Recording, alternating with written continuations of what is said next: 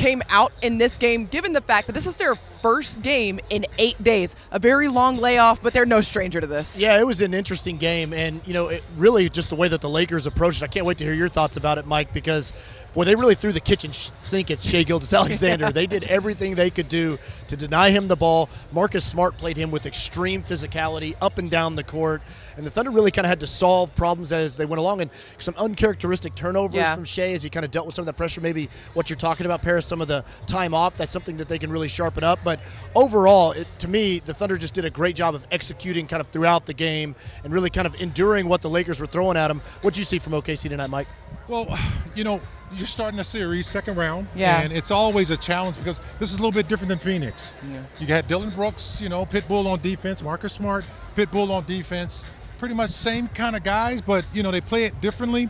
The Lakers' different strategy. They just said, look, we're just going to, like you said, Royce, we're just going to take the ball out of his hand. We're not going to let him, be a factor. And that's where that depth came in. The Thunder are really smart. I thought they played timely basketball. They let the Lakers kind of have that good start, that good first half, and then they kind of started whittling away at it, almost like a wood chipper, just wearing them down with the balance up from the bench, guys coming off the bench. I thought it was a good first game for the Thunder in terms of how a team was going to play them probably for the rest of the series. I thought it was a really good example of something that we've heard from Coach Daigneault all season long, and especially in the postgame, that game one is really the baseline for this team. And being able to respond to everything that the Lakers threw at them in this game, a really good sign that they're adaptable and they're willing to learn throughout this series. Now, one player who really showed out big time, Chet Holmgren. I'm going to let you start with this one, Mike. The big man wants to talk about the big man, 24 and 12. What'd you see from him?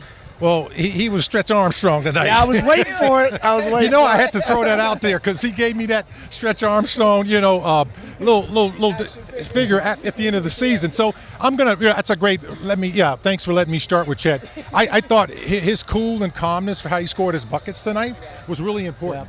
Yeah. He kind of set the tone because we saw the defensive focus by the Lakers being on Shai. That's how the Thunder have been built. Somebody always steps up. I thought he hit the threes. He posted up. He got really timely blocks. I mean, just doing the thing that Chet does that we've seen all season long that's now transpired into the second round of the playoffs. You know what was interesting, Mike, is kind of the way that Chet played out throughout this game is so much of it was interior focus. He was dominant, really dunking the basketball, getting inside. He was great on the offensive glass as well. But, when teams really kind of throw that type of coverage at Shai, it really requires other players to make out of it, because a lot of times now the Thunder can suddenly kind of play 3-on-2 or 4-on-3 in those situations. And so a guy like Chet is often the beneficiary of that. And he set a great tone. I think it's a great call of really kind of, because it's going to be different players throughout the game. Jared McCain had his moment. A.J. Mitchell had a couple of great moments as the Lakers really kind of focused on Shai.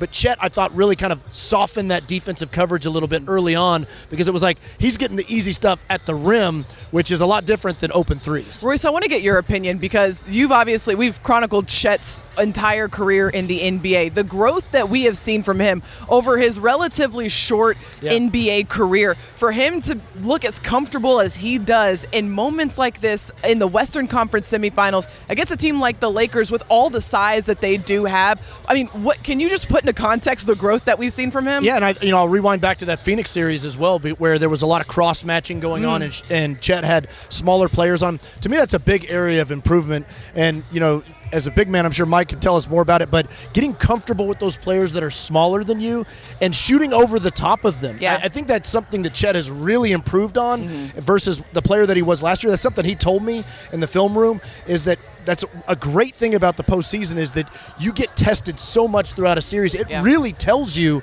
these are the things I need to get better at, because these are the things other teams think I'm not good at. So this is the way that they're game planning me.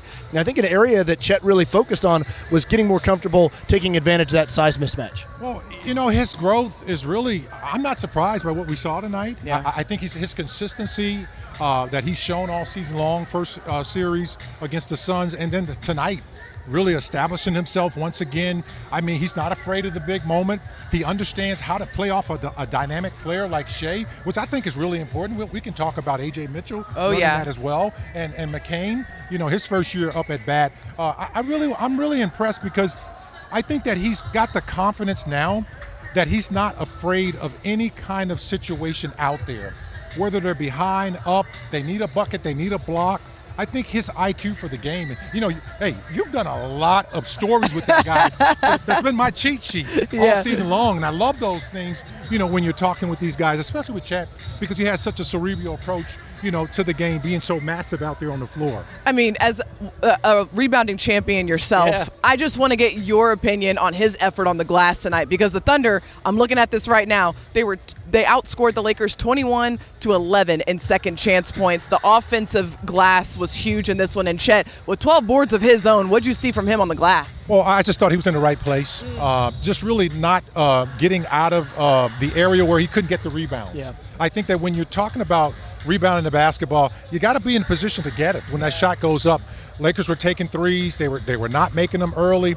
When those balls came off, he was right there. I thought that big tip in toward the end of the game. Great call. It was just one of those things that just kind of closed the door to your advantage of what he was talking about, his rebounding, the 12. And they were 12 big rebounds. It wasn't like sometimes Michael Cage, when he got 30 rebounds, maybe 10 of them were like, the guy just nudged me, lost it. No. They were 12 big rebounds for Chet tonight. Great stuff from Chet, and great insight from our very own rebounding champion, Michael Cage. Thanks so much for joining us as always, Mike. We appreciate you. And for now, we're going to send you over to the press room because Thunder head coach Mark Daigneault is at the podium. Let's listen in.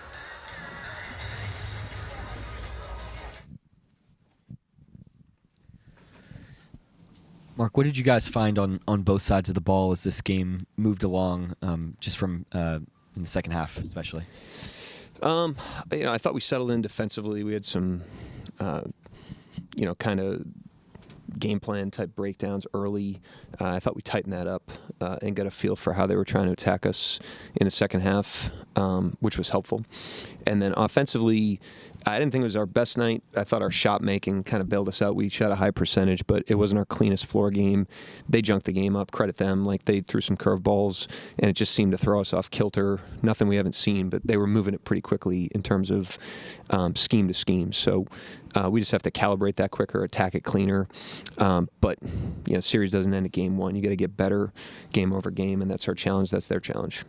Mark, you mentioned the curveballs they threw. It's not like Shea hasn't seen coverages like that, but maybe he hasn't seen the coverage quite like that in this postseason. Would you make it a way he processed that in real time throughout the game? I thought collectively, like I just said, we could have been better.